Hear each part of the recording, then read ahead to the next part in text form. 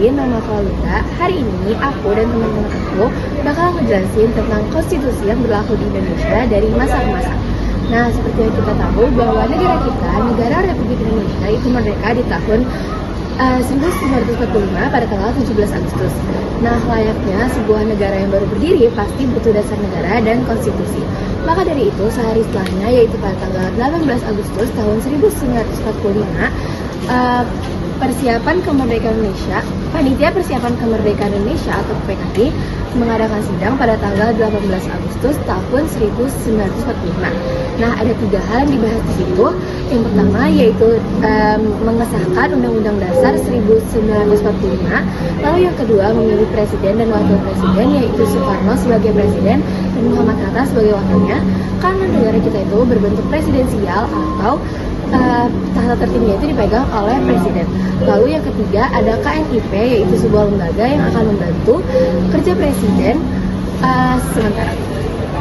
Sini saya Trisana Johani Salegumai dari kelas 11 IPA 2. Saya akan membahas tentang demokrasi Indonesia periode Undang-Undang RIS 27 Desember 1949 sampai dengan 17 Agustus tahun 1950, di mana sejarah demokrasi RIS atau Republik Indonesia Serikat dimulai pada tanggal 27 Desember tahun 1949 sampai dengan 17 Agustus tahun 1950, di mana di sini Indonesia memutuskan untuk masuk ke Federasi RIS atau yang kita kenal sebagai Republik Indonesia Serikat.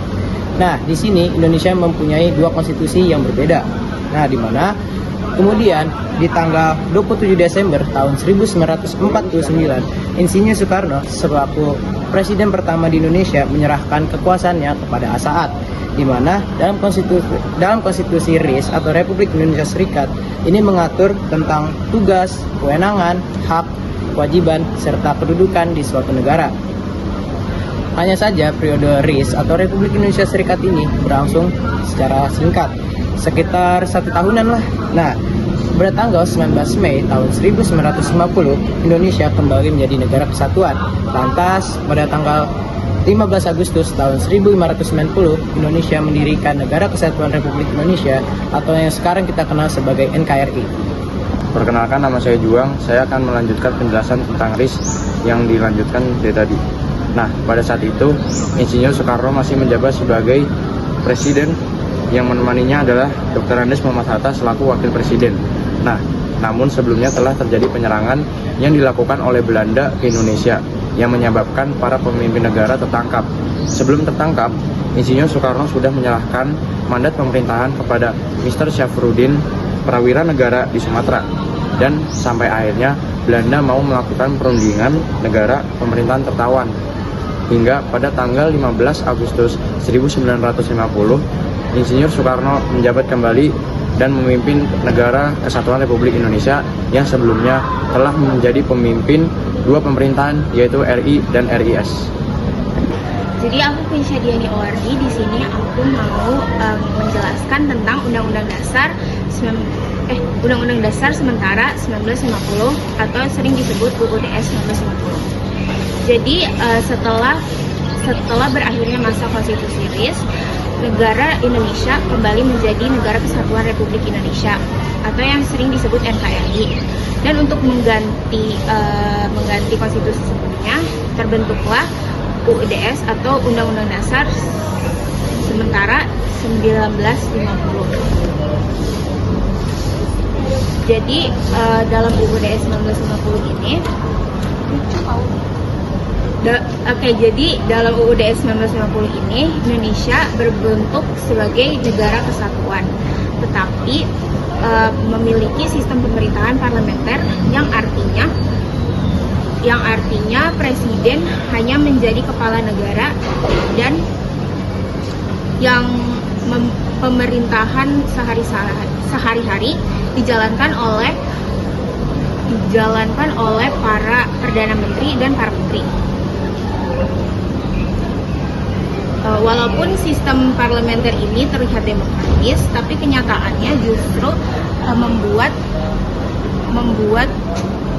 membuat pemerintahan tidak stabil karena banyak partai politik yang saling bersaing, kabinet sering jatuh, sebelum sempat kerja secara maksimal dan akhirnya pembangunan ini terhambat.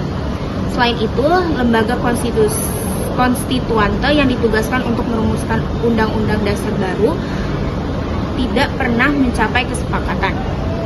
Karena situasi politik ini makin kacau, akhirnya Presiden Soekarno mengeluarkan dekret presiden pada tanggal 5 Juli 1959.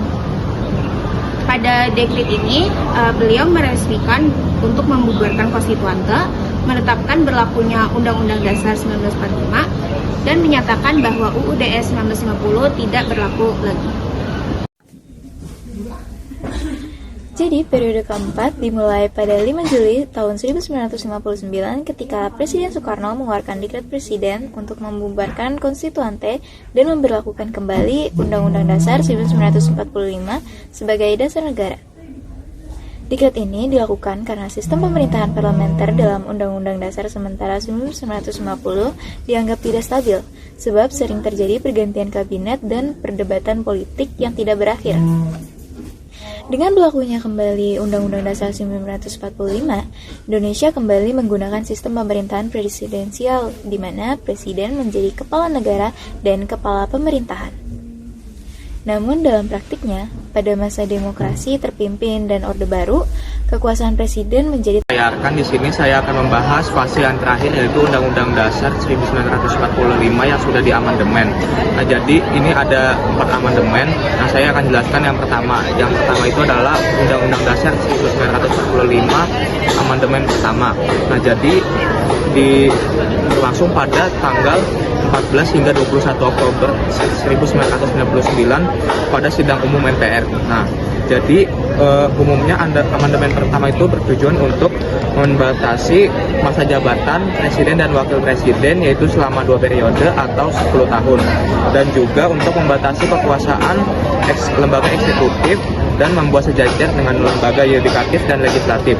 Adapun pasal-pasal yang diterapkan pada amandemen pertama ini ada 9 pasal, yaitu pasal 5, pasal 7, pasal 9, pasal 13, pasal 14, pasal 15, pasal 17, dan pasal 20 dan pasal 21. Lalu yang selanjutnya ada amandemen Undang-Undang Dasar tahun 1945 yang kedua. Nah, ini berlangsung pada tanggal 7 hingga 18 Agustus tahun 2000 pada sidang tahunan MPR. Nah, jadi umumnya ini amandemen kedua ini berisikan tentang penguatan otonomi daerah, penguatan lembaga legislatif, dan hak asasi manusia atau HAM. Dan di amandemen kedua ini diterapkan pada 5 bab, yaitu sekitar 25 pasal, dan pasal-pasal tersebut adalah pasal 18, pasal 18A, pasal 18B, pasal 9, pasal 20, pasal 20A, pasal 22A, pasal 22B, pasal 25A, pasal 26, pasal 27, pasal 28A, 28 poin A hingga J, pasal 30, pasal 36 poin A sampai C. Lalu yang ketiga ada amandemen Undang-Undang Dasar tahun 1945 yang ketiga. Nah, ini berlangsung pada tanggal 1 sampai 9 November tahun 2001 pada sidang tahunan MPR.